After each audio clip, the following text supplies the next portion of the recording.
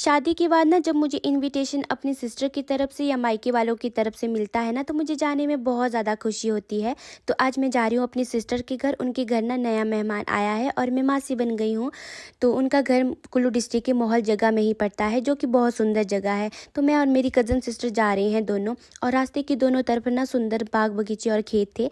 तो यहाँ भी जापानी फल के पेड़ लगे हुए थे, जिसके ऊपर नेट लगाई हुई थी, जो कि अब पककर तैयार हो गए हुए थे। और हाँ, वही जापानी फल जिसको परसिमन फ्रूट भी बोलते हैं। तो रास्ते में ना हमारे कपड़ों में सूखी हुई घास होती है, एक चुभने वाली, जिसको हमारी पहाड़ी लैंग्वेज में कुंबर बोलते हैं। तो हमारे कपड़ों में वो फंस गई। तो पहले तो हम इस कुंबर को हटाने लगे। और गांव वाले रास्ते में अक्सर ऐसा ही होता है, क्योंकि घास सूखी हुई होती है आजकल चारों तरफ। और ये जो इतने बड़े खेत में आपको ये छोटे छोटे पेड़ दिख रहे हैं ना, ये जापानी फल के पेड़ लगाए हुए लोगों ने। और उसके बाद पहुंच गए हम दीदी के घर। दीदी के घर के आगे भी बहुत सारे खेत लगे हुए थे, सीढ़ीदार खेत थे, जो कि बहुत सुंदर लग रहे थे, जिसमें लोगों ने जौ लगाए हुए थे। घर पहुंचने के बाद ना हम थोड़ी देर बाहर बैठे, क्योंकि हमारे माना जाता है कि बाहर से आने के बाद ना एकदम से बच्चों के पास नहीं जाते हैं।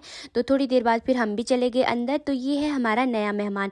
और ना हमारे जब भी किसी बच्चे का जन्म होता है, तो बच्चे को या तो पैसे देते हैं या कपड़े वगैरह देते हैं, और मदर्स के लिए भी ड्राई फ्रूट्स या फिर कपड़े वगैरह देते हैं। तो ये है मेरी सिस्टर और बेबी की मदर, और ये है हमारा बेबी बॉय। और आपके यहाँ किस तरह का रिवाज होता है जब भी किसी बच्चे का जन्म होता है, आप मुझे कमेंट बॉक्स में बता सकते हो। और यहाँ लगी हुई थी धाम। तो काफ़ी शाम भी हो गई थी, हम काफ़ी लेट भी आए हुए थे घर से। तो फिर हमने खाना वगैरह खाया और फिर आगे हम घर की। और ओके, बाय बाय।